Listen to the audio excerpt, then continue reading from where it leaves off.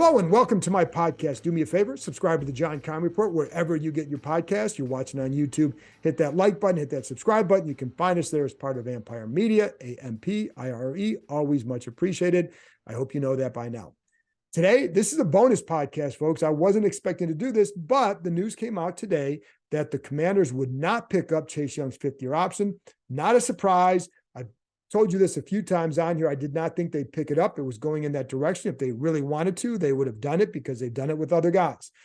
So I wanted to bring on Nikki Jhabvala from the Washington Post to discuss it. One little thing from my end, which was kind of ignorant on my end, was that I had failed to realize that in the 2020 CBA, they changed the wording. So if you pick up a fifth-year option, it is guaranteed right when you sign it.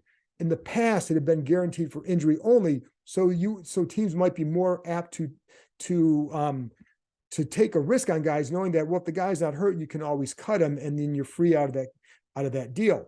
In this case, if you do this with Young and he doesn't have the kind of year you want, you're on the hook for over 17 next year, fully guaranteed.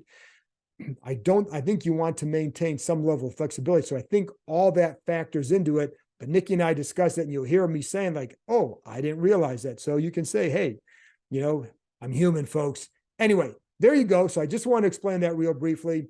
I will be back. Don't forget, because again, this is an extra one. I'll be back after the first round, after they make their first pick Thursday night with the voice of the Commanders, Bram Weinstein. And then I'll do a podcast after Friday as well as after Saturday. And don't forget, all sorts of analysis on ESPN.com after every pick, pros and cons, what it means, all that good stuff. Follow along there as well, folks. So there you go. That's it. Here's my conversation with Nikki Jhabvala from the Washington Post. Nikki, I wasn't planning on doing a podcast today, so I appreciate you joining me. But the Chase Young news, I think for you and I, we talked earlier, like we weren't surprised. Well, let me ask you this, your level of surprise. Was not surprised. Now, had you asked me a couple of years ago, not that people are really thinking about the fifth year in his rookie season, but at that point, given the way he played, the hype of him coming out of Ohio State as a number 2 overall pick, it just seemed unfathomable that, why wouldn't they? He's Chase Young. He's playing great. Like he's on a good trajectory for his career. But, after late last season, and then, when Ron started to entertain the idea in February, no, it did not surprise me. It did a matter of time, really. And it did seem like with Ron that whenever he mentioned it, it was always reasons why they wouldn't do it versus why they would. Right. And, how much do you think for you, when I look at it, like it's the knee, definitely the knee. I think, maybe and I know Dr. Andrews checked it out and it was fine, but I still think there's some concern about that. But then it's also, how much do you think it goes back to before the knee injury, that 9 games and how he played? How much do you think that may be a factor in all this? I think that was a factor. I think, off-field stuff is a factor too. I mean, off-season workouts are voluntary. It is Chase Young's choice to attend or not attend. I think Ron Rivera has made it pretty clear that he would prefer it if his players did attend, especially, at that point in 2021, his second season, he was really regarded as a leader. I think that kind of irked the team that he wasn't there for most of the off season, and just, kind of how he's handled himself. That he's done anything wrong. It's more of, do they see the maturity? Do they see the continued development, the growth? And listen, he suffered a really bad injury. There's really no way around it. It was not going to be a quick recovery. I think by the end, they maybe expected him to be ready a little bit sooner than he was. Mentally as much as physically. Exactly. And that's it. I will never fault a guy for that. No. I've never been through that. It's that is a difficult thing. And the details of that are really between him and the team. But, I think it's an all-encompassing decision. And it is, it is not, it's rare for a number 2 pick to not have his fifth year option picked up, but it's not an end all with the team by any means, especially with Ron Rivera. He has a record of, rewarding guys when they do play well. Right. And I think the other thing is too, and you brought up, like, it's really the word that I'd heard a lot was commitment. And are you showing commitment to team, to teammates, et cetera? And listen, I don't begrudge anybody going out and doing whatever they can in the position they're in. But but when the team wants to make a decision and this is what they want to see, then that's how they're going to make it. And I think a couple of years ago, it was, first of all, you're coming off a good finish to your rookie year. Mm-hmm. But then if you're not seeing the progress when he comes back to work out with you, then you're going to start to wonder. Because I know, like I always talk about Deshaun Jackson. Well, Deshaun wouldn't show up for OTAs. Deshaun left $500,000 on the table to not show up. But what the players and coaches would say, and while they would all want him there, but they always, a lot to him, anybody I would talk to would say, he always shows up prepared. He knows the offense. So when he comes in, he's ready to roll. Right. If you produce and you prepare, nobody cares what you did in the offseason. But if you struggle, that will come back to bite you. It always does. Correct. And especially if you think that he's changing his style a little bit. Sure. Yeah. For whatever reason. And that was another point. I mean, he went, in the offseason, I think it was his uncle, Bernard Joseph, who helped him with his pass rush, and he came back. And, and I again, I'm not faulting, his uncle or anything like that, but he wasn't the same type of rusher. He was getting away from the strengths of his game as a power rusher. Right. So, and I think it took a while for him to kind of feel his way back, but he didn't have a full season to do it because of the injury and that. Right.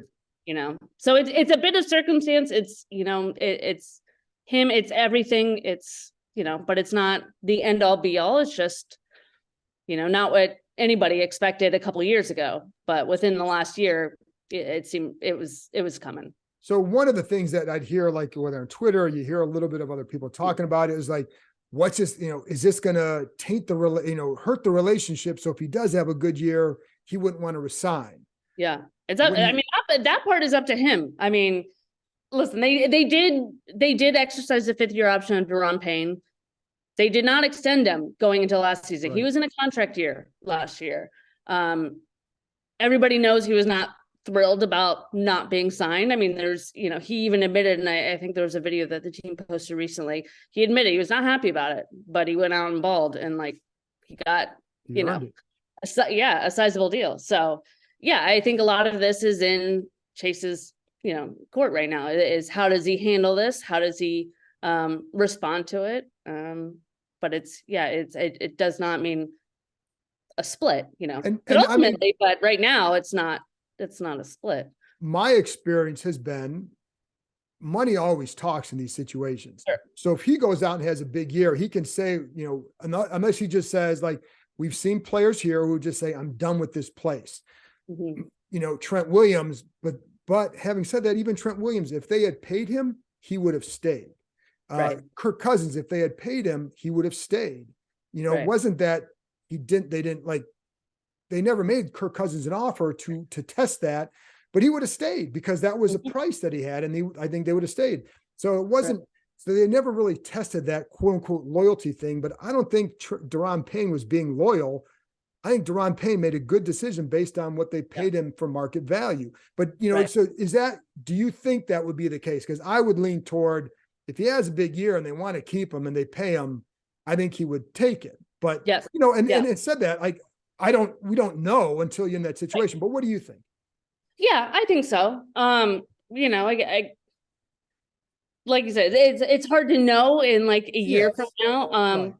But I think, and this is one of the things that Ron Rivera said, even in February, when he really kind of put it out there that maybe they wouldn't pick up his option, is this could ultimately cost the team a lot more money. Right. It sort of did with Daron, but he was going to get a deal no matter what. But this 5th year option was about $17.5 million. If he plays well and either they franchise tag him, which I think is 24-ish million. I think it would be, I think this year was 19.7 for a defensive end. Yeah, but a franchise tag after. Yeah. Oh, yeah. It would be So it's at least 22.5. Yeah. So it would be, actually, I thought it was 4 million more, but it would be about 4 to 6 million more. Yeah. So, I mean, if they end up doing that, if they re-sign him to a longer deal, if he plays really well, it could really cost the team. So it's a gamble on their side too, but they think ultimately will in part motivate him to become a better player. And here's the other thing, and this is what someone else pointed out. Deron Payne's first year of his contract is not 20-some million. It's like Correct. what, 10 million. Yes. So if let's say, play it out, like if I don't think, Montez Sweat is a factor in all this, and he's obviously free.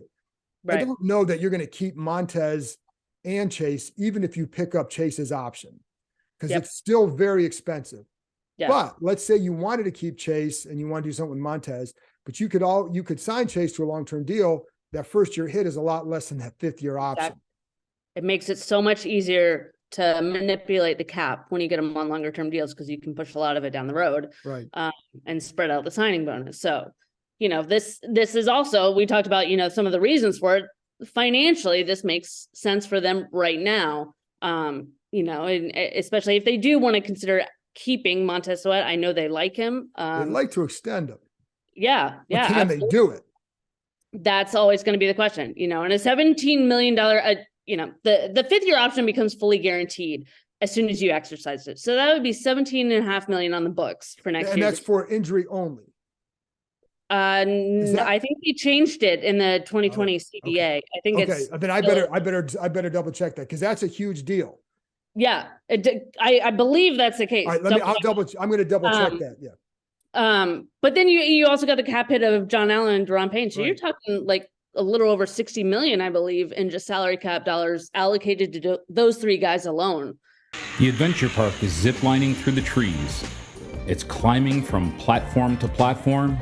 It's even an axe throwing competition with your friends. But what the adventure park really is opportunity. Reconnecting with friends and family, accomplishing a challenge, and making lasting memories.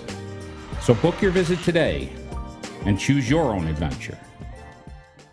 Because here's the problem, again, what they're operating on is the last 2 years, he's played essentially, he played 12 games, but 3 coming back off the injury. So he's basically missed a year and a half. And those first 9 games were not what they wanted to see. And so if you're paying off that and it's guaranteed like that, it's really hard to commit that kind of money for that. Yeah. I'm looking at the new CBA. Being exercised, a 5th-year option is fully guaranteed. Okay. Any big salary in the 4th year is fully guaranteed. I'm glad you're correcting me on that, because that's a big deal. Yeah. I mean, that was a huge change in the 2020 CBA. I don't know. I must have been asleep. Way to go, John. They must, I'll be honest, they probably announced that at about 9:30 when I was watching a show, and I would have been out. So on the couch. No, but I mean, either way, it's a lot of money, and it's always going to be a lot of money for that position. But when you're trying to manipulate the cap to try to keep as many of those 1st-round picks as you can, you're going to have to make some sacrifices here and there. I'm not saying Chase is a sacrifice, but if you can wait and sort of manipulate his deal on a longer term thing, great. Yeah. And I think that's a very, very key point, though, is that, and I would be hesitant to commit that, especially if you think, like, here's the other thing. If you're not sure which one of these guys you want to keep at this point, if you don't think you're going to keep both, then why would you commit to the 5th year for Chase based on how the last couple of years have gone for both players? And while the perception of Montez inside that building is pretty good. Yeah. No, they really like him. I thought he really stepped up his game last year too. I think that he really came into his own off the field as well. But yeah, I mean, this was always going to happen when you have, 4 1st-round picks up front. Correct. Taken in consecutive drafts, and Chase bumped up his 5th-year salary, remember, with that Pro Bowl in year 1. That adds to the calculation. So that added another $4 million. Correct. That's right. Definitely. So yeah, but I think, and part of the thing with Montez too is one of the things they like, the way they feel he's a good pass rusher. He hasn't been great. He's been good. Okay. But he really sets the edge well. One of the best in the league at setting the edge. Plus, those D tackles really like working next to him. Yes. They really like working next to him. And I think you can't underscore for the stuff that you hear from Rivera and Del Rio and about how they want their linemen to play. It sounds like the kids on a playground, but they play well together. They certainly did last year. Yep. Yeah. I mean, they had a lot of games together where, just some of their moves up front. They have good chemistry, but they also play within the system. I remember one of the things that Ron Rivera kind of harped on after, the second year was, guys freelancing. But last year, those three, and this is not necessarily a knock on Chase, but those three played really well together. They got a lot of pass rush games going that were pretty successful. So it was fun to watch. And you got to think if they can do that last year, they can, only continue to grow together. And I'll be clear too, Chase Young is still very talented. Incredibly so. You don't make guys like that everywhere. No. I mean, he's an athletic freak, and his rookie season is proof. This is, yes, he was very good. And I don't want to forget that, but I think when you're trying to explain a business decision, these are the factors that go into it. They also know, and here's the other thing, and I'm sure you're the too, like, you get a motivated Chase Young, if he's like pushing for a new contract, because here's the other thing, if you're Chase Young, I actually would rather be in this position, because if you go out and play well, you're going to cash in a bigger way. And I think his side has an understanding of that you now, like, instead of the team being having the control, you now have control. Right. And so if you're Chase, like, because people wonder how it's going to feel like, there'd be part of me that would say, okay, you want me to prove it? I'll go prove it. Yep. But if I do, it's going to be show me the money time, and for here or somewhere else. So, I think there's that, but he is capable of big plays. We saw it.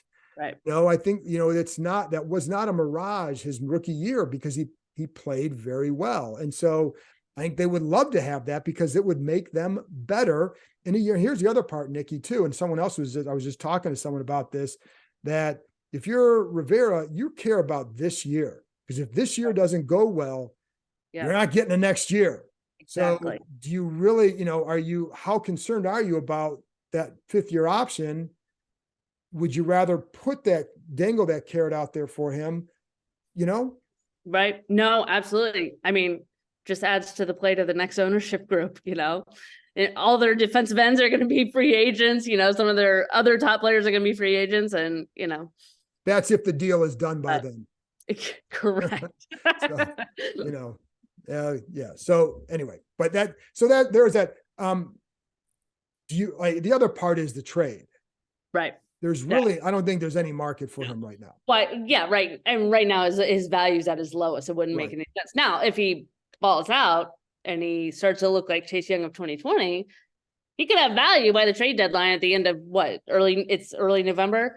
So maybe then if he's balling out, you're going to want to keep him too. If he's balling out, that's what you want. Yeah. Yes. So, I mean, you don't, unless you're the Raiders, you don't give up really great pass rushers. So yeah. And that's the thing is right now, because I even was texting with some people, like, the knee is, for other teams, the knee is a question. Yeah. And I think they, and plus, like, he's going into the fifth year, and you're not going to pick it up unless you know for sure what you're getting. So I just don't see the value there for him. And I'm not trading Montez Sweat because I want to win. So, and I think he helps you win. And I think, again, a motivated Chase Young for this staff is not necessarily a bad thing at all. And I think we've seen it. I don't know if people remember this in 2020. I remember this, but there was a column that was written insinuating that Chase Young might have not been the most optimal pick, or he wasn't, he's not as effective as he could be. This was his rookie season. And he just went out, and I believe that was right before the Bengals game where he popped Joe Burrow right at the goal line. Yeah, but I will. Yes. Was that Boz's? I love Boz, yeah, but I would say he saw that, and he kind of motivated him. Yeah, but I would say this. I would disagreed with the column. I thought. Oh, yeah, of course. Yeah, I didn't think that it was really, but that's a different story. Saying, he saw it, Oh, I do think that this is going to push him, because he's like, I think he is a kind of guy like, okay, you want me to prove it? Then go prove it. And I don't think that that's something bad for this franchise. Right. I'd want to have a guy who wants to go prove it, and so is that bad? And now if he proves it and says, I'm out of here, all right, well, that's an issue. But we don't know, like you said, we don't know how that's going to go. I'll say this, I'm not going to assume he'd resign. I'm not going to assume he wouldn't, because I've been around long enough to know. And again, some of these other situations, it was because the money was here and here. And like in Trent Williams' situation, he would have stayed. The mistake they made is they wanted him to show more on the field. And he's like, I'm out. And, they wanted when it was the old staff, he would have stayed if they had paid him. And then when it was the new staff, they wanted to wait and make decisions on guys till they knew him better. And by that point, it was like, he's just like, nah, I'm out. So, well, and that's the other thing with this team is new ownership. You don't really know what the staff is going to look like next year. That could change everything for both sides, So, I think the new ownership thing is a big deal because you're right. You would be saddling them with that debt on that. And then for all the Lamar Jacksonians, if he's a free agent next year, there's more room. So, so if that's what you want to do, but assuming that there's no tag or anything like that, and he's just actually free, or they're going to trade him, whatever, that's a whole other story. So, all right, Nikki, last thing. All right, because this is right before the draft, I did my draft preview. What do you think for that 16th pick? Trade we back. talked about this the other day, but yes, trade back. Get more picks. You need more picks. Trade back. I could see them trading back, and I mean, honestly, it would not surprise me if they traded back, got a pass rusher at the end of the first round, like a Miles Murphy type. I would also not be surprised if they took a lineman or a corner in the first round and just collected more picks. That's what I would do if I was controlling. And if I say that, and Martin Mayhew made the good point too, of like, you can't just say, oh, I'm going to trade back. You have to find somebody who's willing to trade back with you. Right. So we'll see if they can do it. That's always the key. But I think that, I think in this draft, if they could add, there are several places they could go. If they can add, that'd be better for them. But right now we'll just finish up on Chase Young. And where do you think this goes? I mean, you have Chase, or like, how do you think this unfolds? I mean, I could see him playing really well, and they decide to re-sign him. The franchise tag is, I mean, it's a premium position, so you're going to pay no matter what, but he has to really ball out. So if he does that, I think you keep him, especially if this staff is still intact next year, because they're the ones that drafted him.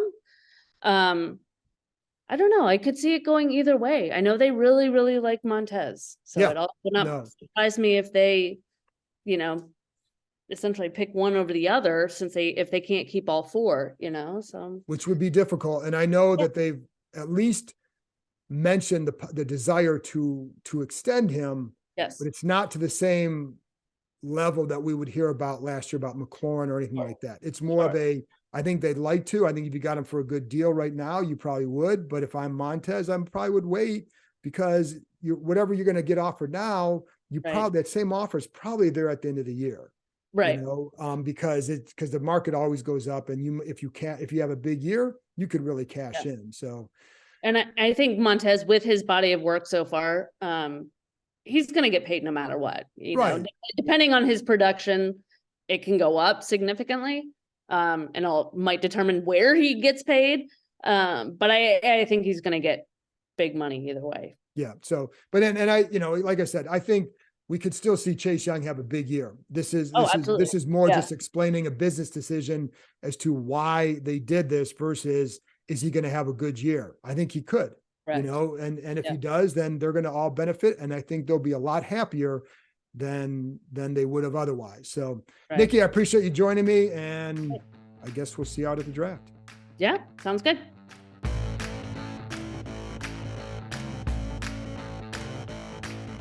That's it for this episode. Again, I'll be back Thursday night after the Commanders make their first pick, analyzing it with Bram Weinstein, the voice of the Commanders. I'll talk to you next time.